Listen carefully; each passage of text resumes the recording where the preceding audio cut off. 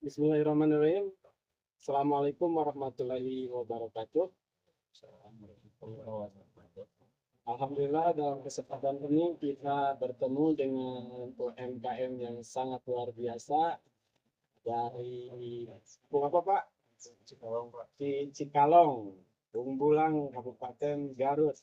Di sini hadir dengan kita yaitu Rizky Eka Rian Renaldi, pengusaha UMKM interior batu fosil, dan beliau seorang eksportir ke berbagai negara Eropa, Amerika terutama. Beliau luar biasa dari Garut, dari pelosok, tapi mempunyai kemampuan usaha sampai ekspor keluar. Itu sangat menginspirasi sekali Bapak Eka.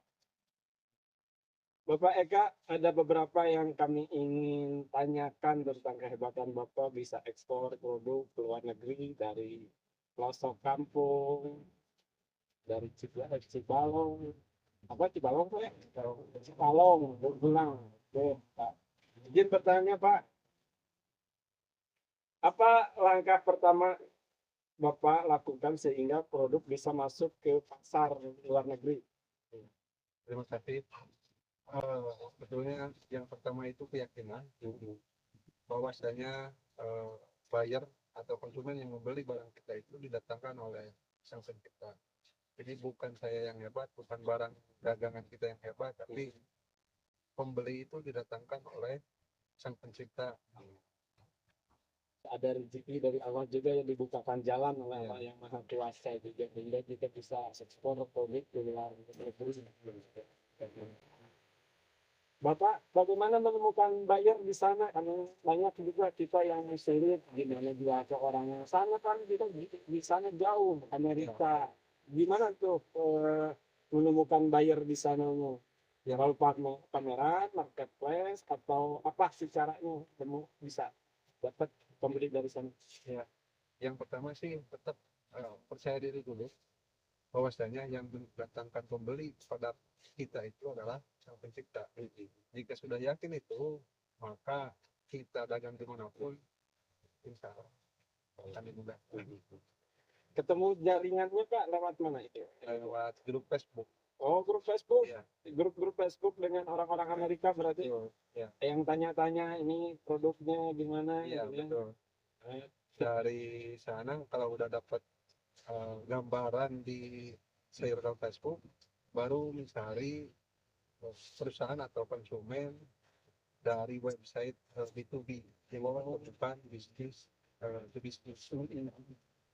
Seperti apa website dari mana? Websitenya contohnya trendmap.org dan go4business.com. Trendmap.org sama go4business.com. oh, go4business.com. Di sana Bapak komunikasi mereka pakai bahasa Inggris atau translate atau gimana? Ya, translate bahasa Inggris, Pak. Atau komunikasi Bapak bisa bahasa Inggris? Enggak, jadi kalau website B2B itu kita itu pedagang, maka kita akan mempromosikan diri sebagai supplier. Kemudian dari pihak pembeli, mereka akan daftar akun sebagai pembeli. Maka nanti akan ketemu apabila satu perusahaan membutuhkan barang A, nanti akan dipertemukan dengan perusahaan yang memiliki barang A. Jadi pihak penghubung itu. Hebat tuh, jadi cari buyer di luar negeri lewat grup Facebook. Gimana tuh? Betul, alhamdulillah tetap punya keyakinan Keyakinan, Pak. optimis lah ya. Alhamdulillah bagus. Cari tadi ada menemukan buyernya lewat grup Facebook dan YouTube. Nah, sekarang yang sering jadi kesulitan, bagaimana persyaratannya? Kan ekspor itu ribet, pengurusan legalnya, pengurusan surat-suratannya harus sampai produk ke sana. Gimana untuk Bapak? Saya telepon satu-satu kementeriannya, Pak. Waduh, di halo Pak. Ya, saya memang waktu bikin izin latas ini kan, kalau batuan ini maksudnya barang larangan terbatas. Selama ada izin maka bisa diekspor, tapi kalau tidak memiliki izin itu akan ditahan dan disita oleh bea cukai. Iya, betul. Tapi dengan apa kita melakukan komunikasi dengan berbagai kementerian, mereka juga membantu Pak. Kemudian mereka juga ada Membantu terkait legalitas. Bapak bisa langsung lapor ke kementerian atau ada jalur dulu ke siapa dua orang di sini yang udah ini yang menghubungkan atau siapa saudara teman?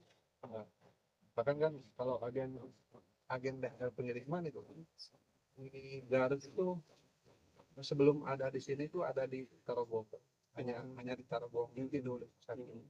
Itu pun tidak menerima pengiriman fosil karena tidak memiliki izin lartas. Gitu. Dan pertama-tama itu DHL pengirimannya nama DHL. Ya, Pak. Jadi Bapak minta izin, minta sertifikasi untuk ekspor Ya, ke kementerian. kementerian nanti yang mengharapkan Ke kementerian apa Pak? Kementerian Perdagangan, Pak. Perdagangan.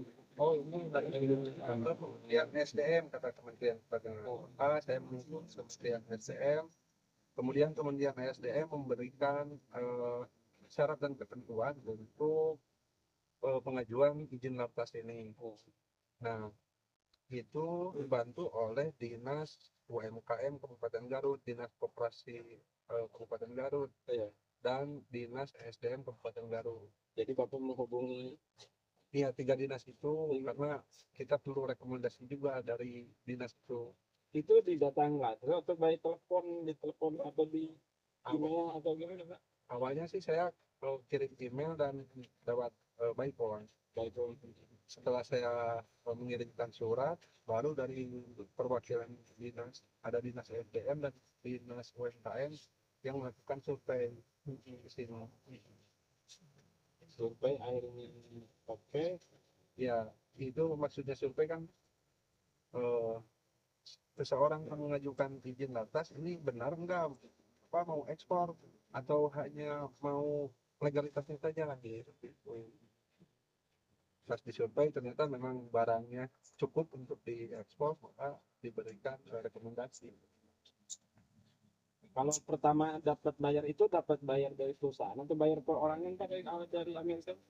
Banyak perorangan Pak, Perorangan.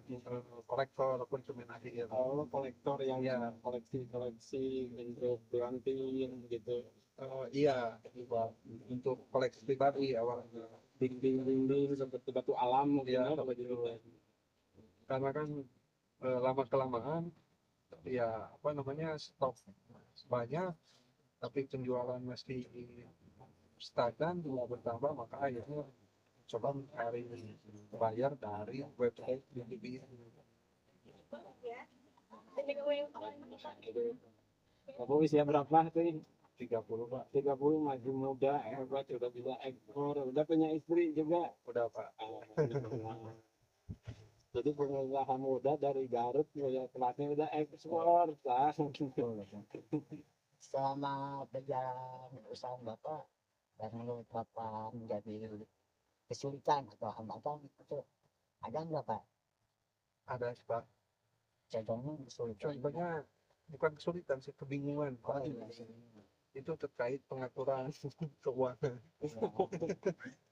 Itu kan tetap harus dipisah antara dana keluarga dengan dana perusahaan. Terkadang ketika rusuh gitu Pak, terus terburu-buru misalnya ada bahan baku yang harus dibeli. Kita kan ngambil dana itu nggak pikir 2 kali, ini dana dari mana, yang penting ada di saku gitu Pak. Finance tuh pengelolaan keuangannya mesti pembaliut. Karena memang pertama ekspor saja saya modalnya itu yang pertama Rupiah Pak, yang kedua itu motivasi dari rekan saya. Ini berarti definisi perintis deh, iya Pak. Kita pada pelosok, unggulan, usaha dari nol, udah nol perintis kan.